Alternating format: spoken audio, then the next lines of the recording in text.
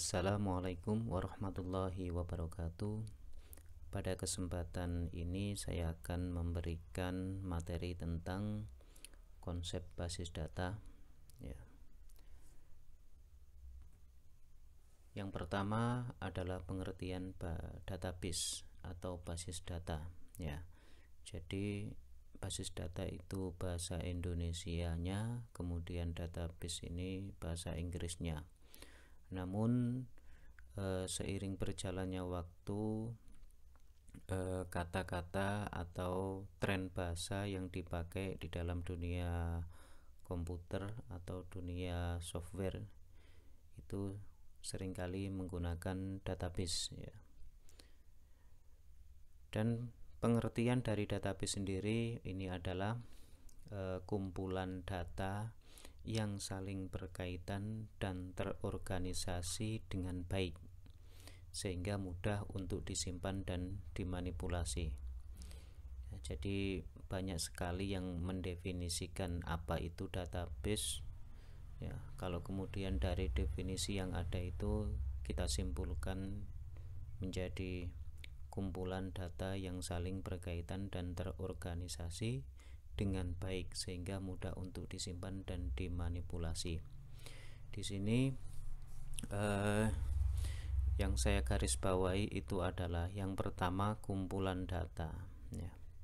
Kumpulan data berarti di situ nanti ada kumpulan banyak data. Kemudian saling berkaitan ya. Saling berkaitan itu antara data 1 dan data 2 ya. Itu ada kaitannya. Data 1 dengan data yang lain ada kaitannya. Kemudian terorganisasi dengan baik. Terorganisasi, tersusun, ditata. Jadi datanya itu tidak sembarangan menyusunnya. Ada aturan-aturan tertentu. Kemudian mudah untuk disimpan dan dimanipulasi. Mudah untuk disimpan itu berarti nanti disimpannya itu disimpan di komputer, kemudian dan dimanipulasi. Manipulasi itu artinya bisa ditambahkan datanya, bisa diubah datanya, maupun bisa dihapus datanya ya. Kemudian selanjutnya adalah penerapan database. Saya berikan contoh di sini. Di sini ada gambar KTP ya. Saya berikan contoh gambar KTP. KTP ini hubungannya dengan data kependudukan. Nah, biasanya yang dicatat itu diantaranya itu dalam KTP itu adalah NIK, nama, kemudian tempat tanggal lahir, jenis kelamin, kemudian ada alamat. Bahkan di alamat saja itu di KTP itu alamatnya dibagi menjadi beberapa bagian. Ada RT atau RW sendiri, kemudian ada kelurahan, kemudian ada kecamatan ya. Ada sendiri. Nah, di sini ketika membuat sebuah database ya, sebuah database untuk menyimpan data kependudukan,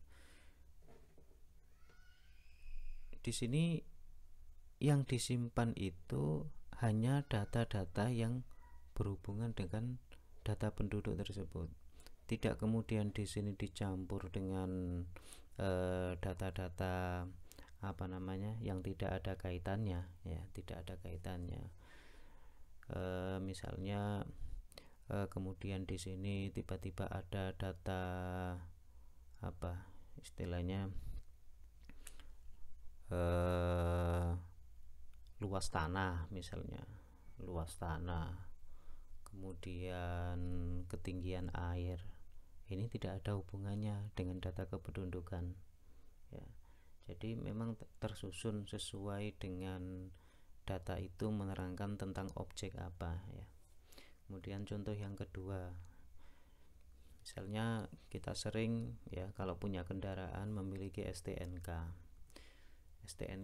ya. Di STNK ini datanya itu tersimpan di database kepolisian ya. database kepolisian.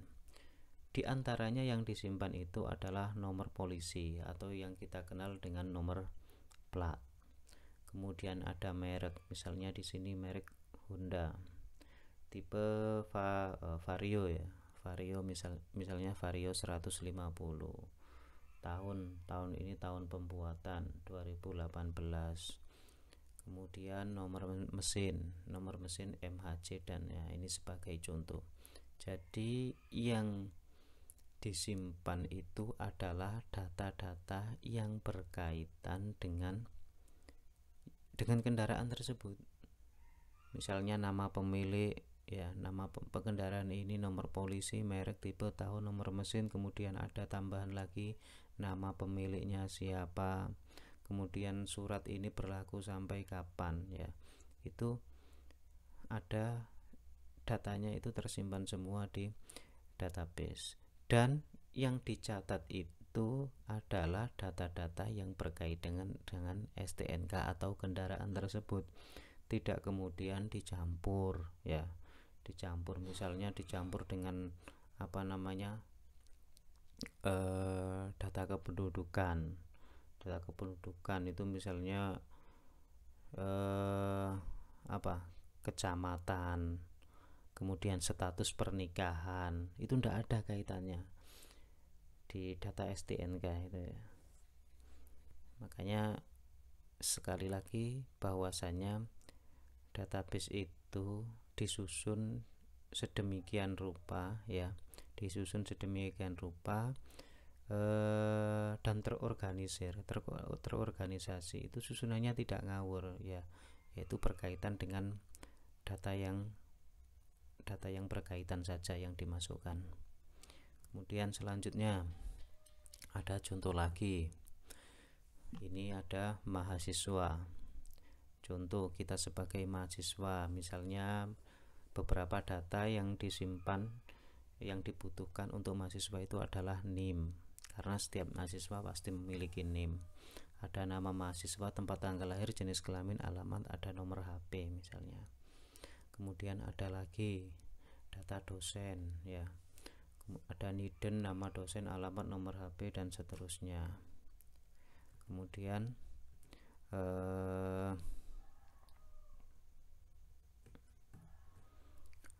ada tabel lagi, namanya misalnya mata kuliah. Tabel mata kuliah itu ya berhubungan dengan mata kuliah, ada kode MK, nama mata kuliah atau nama MK, kemudian SKS ya.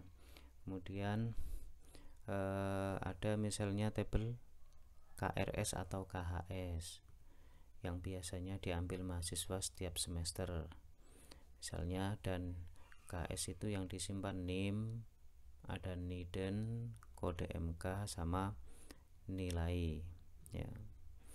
Nah, di sini dari ketiga tabel ini atau seluruh tabel ini, seluruhnya ini memiliki keterkaitan ya, Misalnya di sini di akhir ini tabel KHS. KHS itu kartu hasil studi, atau kadang-kadang disebut dengan KRS juga, data penyimpanannya itu hampir sama ya, KHS dan KRS, dimana di dalamnya itu terdiri dari NIM, NIDEN, kode MK, dan nilai. Nah, masing-masing tabel ini memiliki keterkaitan ya, dimana KHS NIM-nya ini, karena di KHS ini hanya menyimpan data NIM ya, maka untuk mendapatkan ini NIM-nya siapa, nama mahasiswanya, ini harus memiliki ada keterkaitannya dengan NIM-nya di tabel mahasiswa. Kemudian NIDEN ini berarti dosen yang mengajar atau dosennya ya. Siapa nama dosennya, ini memiliki keterkaitan dengan data dosen. Di sini berhubungan dengan, yang dihubungkan adalah NIDEN-nya. Kemudian kode MK Kode mata kuliah ini berhubungan dengan data mata kuliah, sehingga ketika kita mencetak KHS kok muncul nama kita, itu dikarenakan data nama mahasiswa itu diambil dari tabel atau data mahasiswa. Pas kita mencetak KRS itu muncul nama dosen, hal itu dikarenakan nama dosen itu diambil dari data dosen ya.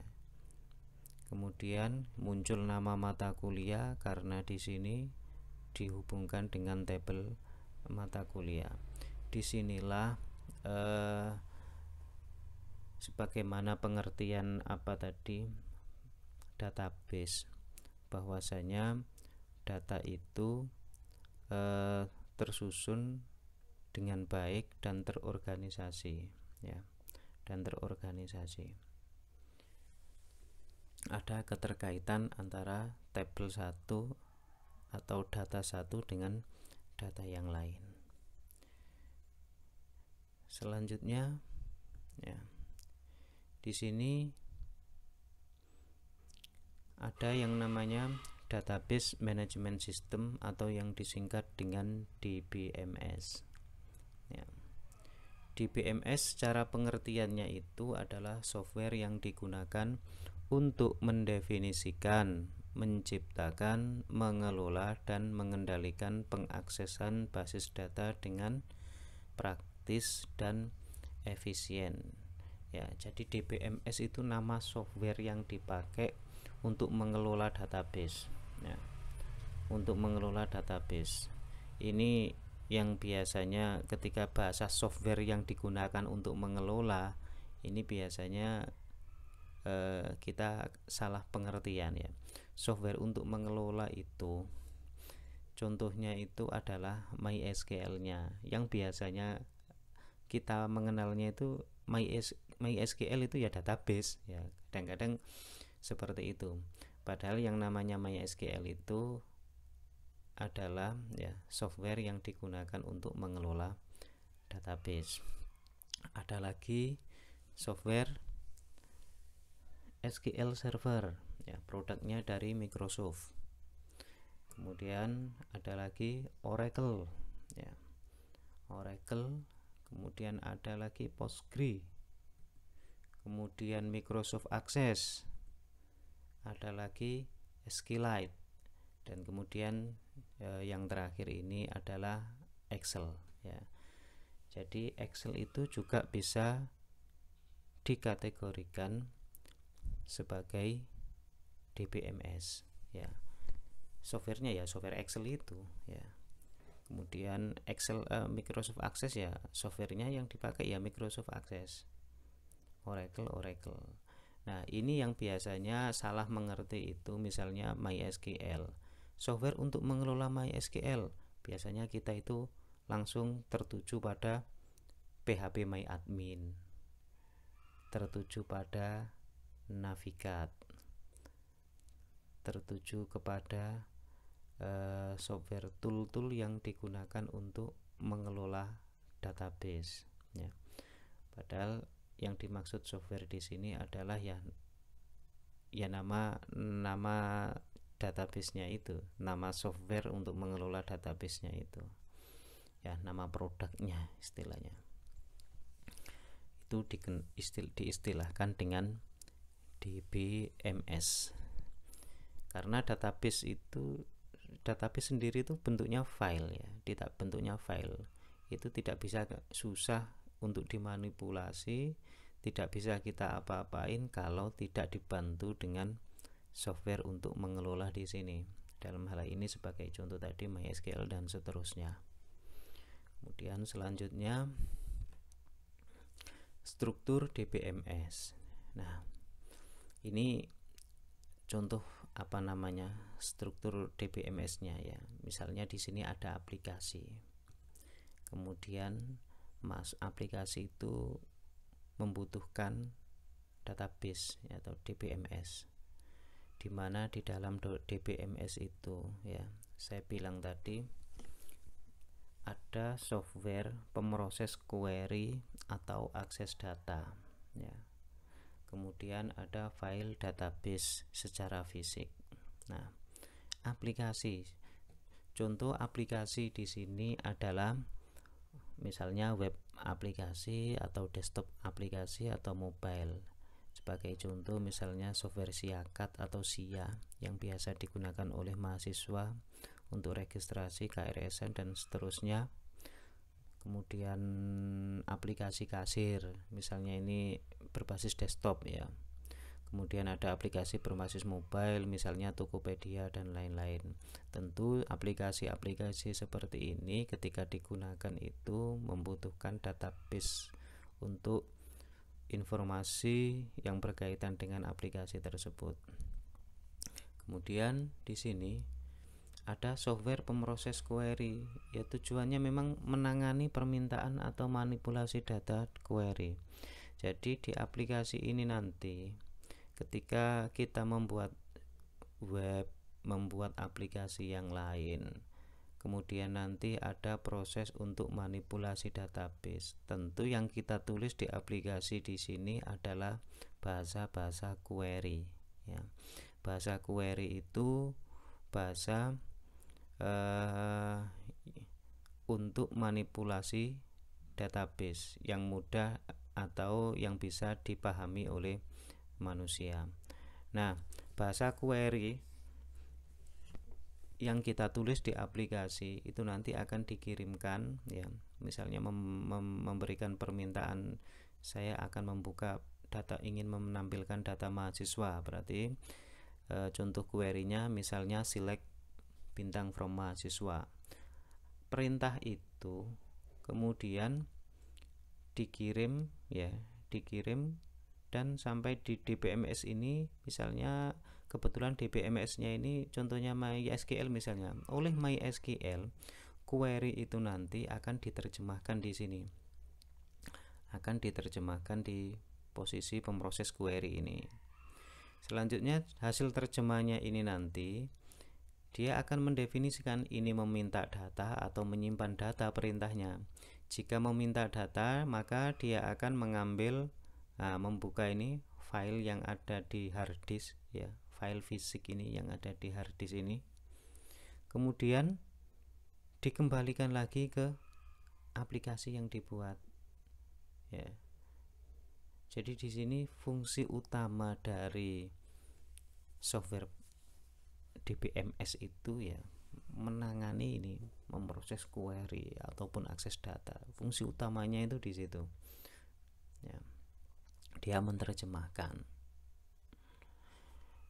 Kemudian hasil query itu nanti dicek dia itu minta data atau mau menyimpan data. Jika menyimpan berarti nanti data itu, hasil query itu akan disimpan ke dalam file database secara fisik ya, secara fisik. Jadi secara fisik itu kita bisa lihat filenya ya, akan tersimpan di file, tepatnya di hard disk kalau di komputer.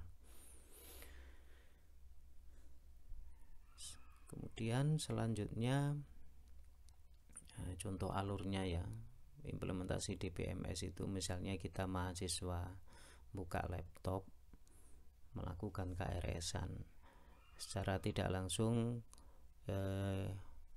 ketika kita membuka aplikasi Siakat ya, SIA itu dihubungkan ke komputer server yang ada di kampus.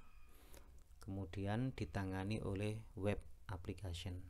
Web aplikasi ya, aplikasi web, aplikasi SIA, sistem informasi akademik. Nah, aplikasi web ini biasanya membutuhkan database untuk penyimpanan dan manipulasi datanya. Jadi di sini dia misalnya kebetulan menggunakan database jenis MySQL ya, DBMS-nya itu namanya MySQL ya, tapi seringkali kita itu menyebut database MySQL ya. Itu sebenarnya ya maksudnya itu DBMS, namanya MySQL, tapi dengan menyebut DBMS itu ya kurang familiar ya. biasanya langsung disebut database MySQL ya. Nah, dia akan berinteraksi di dalam MySQL ini, ada query akan diterjemahkan, selanjutnya hasil query ini akan dikembalikan kepada aplikasi ini, dan aplikasi ini nanti hasilnya akan bisa dilihat di posisi laptop mahasiswa ya. Jadi kita membuat aplikasi apapun itu jangan dikira database-nya itu sudah paket dengan aplikasi tersebut, itu tidak ya. Database itu berdiri sendiri. Kebetulan saja ketika kita menggunakan tool yang ada, misalnya kita menggunakan SAM ya, XAMPP itu, di dalamnya itu ada aplikasi web server, juga ada aplikasi MySQL server. Nah, itu sudah jadi satu paket. Jadi seolah-olah itu ketika kita membangun web, membangun aplikasi itu kayaknya ya sudah jadi satu dengan database-nya, padahal itu adalah sesuatu yang berbeda. Aplikasi ya aplikasi sendiri, database ya database sendiri. Kemudian ada istilah Relational Database Management System yang dikenal dengan RDBMS. Ada DBMS, ada RDBMS. RDBMS itu apa? Yaitu arsitektur database atau software pengolah database yang mendukung hubungan antar data atau relasi antar data. Jadi RDBMS itu ya sebenarnya DBMS, cuman dia memiliki keunggulan yang bisa dihubungkan antar data. Sebagai contoh yang tadi, misalnya kita punya data atau tabel mahasiswa, punya tabel KHS, punya tabel atau data dosen, punya data mata kuliah. Nah, keempat tabel ini bisa direlasikan ya. Kalau RDBMS pasti mendukung relasi, sehingga relasinya itu seperti ini modelnya. Mahasiswa itu yang direlasikan NIM-nya mahasiswa ke NIM-nya KHS. Kemudian nidennya KHS ke nidennya dosen. Kemudian kode MK KHS direlasikan dengan kode MK mata kuliah. Kenapa yang dipilih NIM? Kenapa dari dosen yang dipilih niden? Kenapa yang mata kuliah yang dipilih adalah kode MK? Ini nanti dalam kelanjutan materi akan ada istilah unique atau primary key ya, unique atau primary key. Kenapa dipilih NIM? Karena tidak mungkin ada NIM yang sama antar mahasiswa. Kenapa di sini dosen dipilih niden? Karena niden itu nomor induk dosen nasional, tidak akan pernah ada yang sama. Seperti halnya mata kuliah, kode MK ini tidak akan ada kode MK yang sama antar mata kuliah yang ada. Nah, sehingga karena uniknya ini tidak mungkin sama, ini dijadikan kunci untuk relasi antar data. Nah, yang termasuk DBMS ya. Jadi ada software itu tadi yang sebagai contoh DBMS itu kan contohnya tadi ada MySQL, SQL Server, ada Access, Oracle dan seterusnya, termasuk Excel. Itu juga termasuk DBMS. Tapi tidak semua DBMS itu juga mendukung atau termasuk sebagai RDBMS yang mendukung relasi. Di sini contohnya Excel itu tidak mendukung relasi, tidak mendukung hubungan antar data. Nah, yang mendukung itu ya seperti contohnya ini MySQL, SQL Server, Microsoft Access. Ya, itu yang mendukung hubungan antar data. Oke, saya kira cukup sampai di sini untuk pengenalan masalah database ya. Kurang lebihnya saya mohon maaf, saya akhiri dulu. Assalamualaikum warahmatullahi wabarakatuh.